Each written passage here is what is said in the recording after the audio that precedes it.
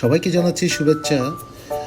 আজকে আপনাদেরকে দেখাবো হালিশহর বিচ নিয়ে, যেটি সেনাবাহিনী দ্বারা পরিচালিত, এবং সেখানে গিয়েছি অন্যরকম একটা সৌন্দর্য সেখানে। আর সবচেয়ে ভালো লেগেছে জায়গাটি পরিষ্কার পরিচ্ছন্ন ছিল এবং পুরুষ মহিলা সবার জন্য ছিল টয়লেটের ব্যবস্থা, এবং সবাই নির্দ্বিধায় ঘুরতে পারছে, একেবারে হিজিবিজি না। আপনি যদি গাড়ি নিয়ে আসেন তাহলে সেখানে পার্কিং করারও ব্যবস্থা করেছে, সম্পূর্ণ সেনাবাহিনীর হাতে পরিচালিত হচ্ছে। এবং প্রথমে গেটে ঢুকতেই আপনাকে এন্ট্রি করতে হবে, 20 টাকা দিয়ে আপনাকে এন্ট্রি করতে হবে, এবং যদি আপনার নিজস্ব কোনো গাড়ি থাকে সেটার জন্য আলাদা টাকা দিতে হবে।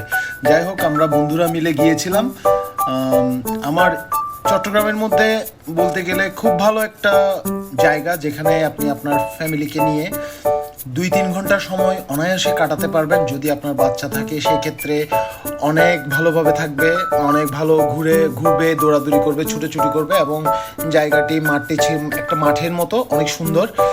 আমরা যখন গিয়েছিলাম তখন একটু পানি ছিল, মানে অনেকটা বৃষ্টি পড়েছিল, তার আগের দিন একটু ভেজা ভেজা ছিল, তো তেমন কোনো বড় সমস্যা হয়নি।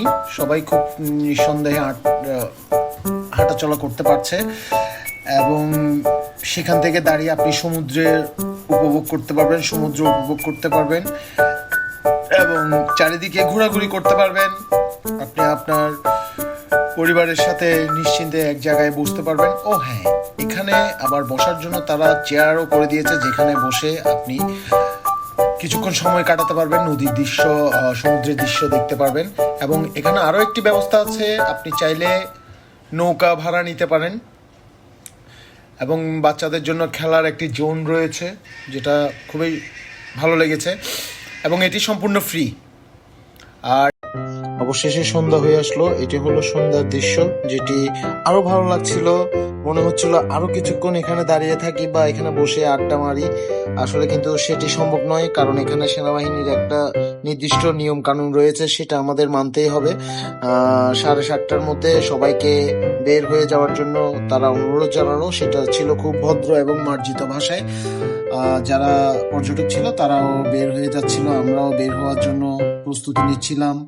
সেই সন্ধ্যার দৃশ্যগুলো অনেক সুন্দর লাগছিল আমার, আসলে দুপাশ থেকে দেখতে অন্যরকম একটা অনুভূতি। এইভাবে আপনি একটু চিন্তা করেন যে আপনি একটা বড় একটা মাঠে দাঁড়িয়ে আছেন, দুপাশ থেকে আপনি সব নদী, ছোট ছোট পানির খাল বা নদী দেখতে পাচ্ছেন, সাগর দেখতে পাচ্ছেন, আর সেক্ষেত্রে সুন্দর হয়ে আসে। এটা আসলে অন্যরকম একটা অনুভূতি ছিল আমার জন্য। তো আপনারাও আসলে বুঝতে পারবেন জায়গাটা কত সুন্দর। অবশেষে রাত 8টায় আমরা বাড়ির উদ্দেশ্যে রওনা দিই আমাদের গাড়িতে করে। আর আমার এই ভিডিও যদি আপনাদের ভালো লেগে থাকে তাহলে সাবস্ক্রাইব করবেন, একটা লাইক ও কমেন্ট দিয়ে আমাকে পরবর্তী ভিডিওর জন্য অনুপ্রাণিত করবেন। ধন্যবাদ।